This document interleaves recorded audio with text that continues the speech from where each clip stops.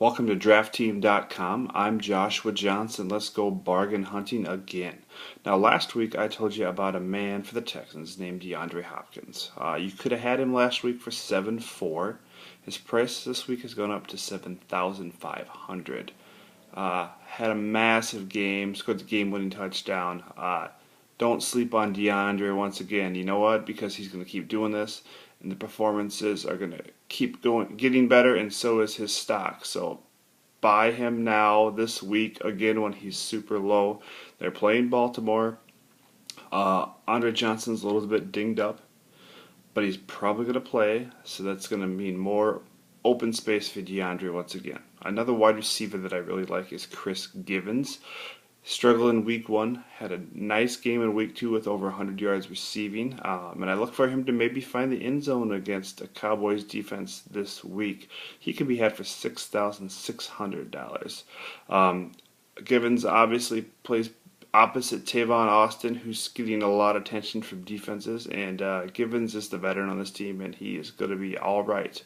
$6,600 for Givens, so you can spend some other money somewhere else and get a great value there with Givens.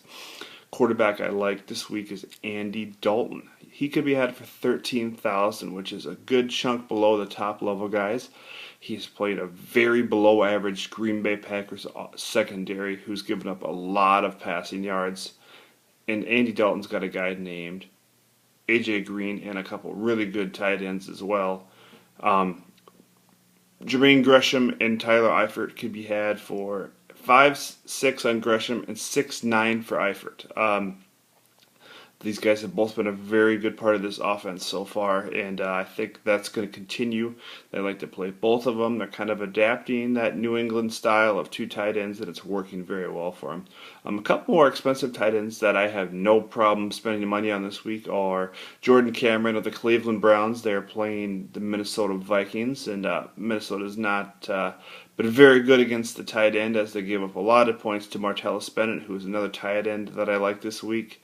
And they're at Pittsburgh, and he can be had for $9,800.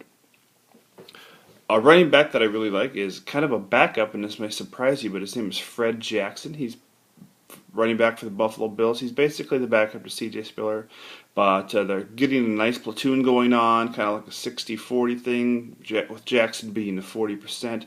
He could be at for $9,200, but he is a good part of this passing game, and he's found the end zone before this year, so I like him to continue that against a really suspect Jets defense.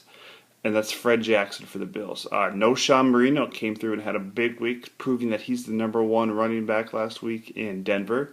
And he can be had for $9,500, and they are playing the Oakland Raiders, who give up all kinds of fantasy points to not even very good players. So, definitely look up No Sean Marino this week.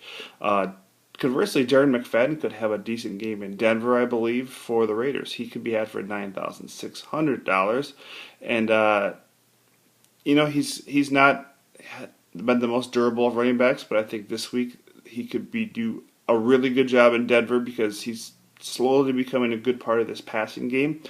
And Terrell Pryor doesn't have the strongest arm, so he's going to need to dump off to run DMC, as they call him in the passing game, and that's they're going to be passing a lot because I think Denver's going to be leading a lot in this game. Couple of defenses that I really like. The Bills, as I mentioned before, with Fred Jackson, they are playing the Jets. The Bills can be had for $5,100. That is super great value there because I think Geno Smith, rookie quarterback, you're going to see some turnovers and probably some sacks too. This Bills defense has made quarterbacks run all over the place so far, and I really like what they're doing so far. A super low value is the Minnesota Vikings defense. They can be had for $2,700, and they are playing the Cleveland Browns. Brandon Wheaton looks like he's going to play. Don't think he's 100%, and that could mean some very good things for the Minnesota Vikings. They scored on a kick return and a fumble return last week. I'm not saying they're going to do that again, but with a young team like Cleveland, anything can happen. They are young and mistake prone, and I think this Vikings defense is better than a lot of people think they are. And obviously, nobody's really liking them right now. Hence, they're super, super cheap value.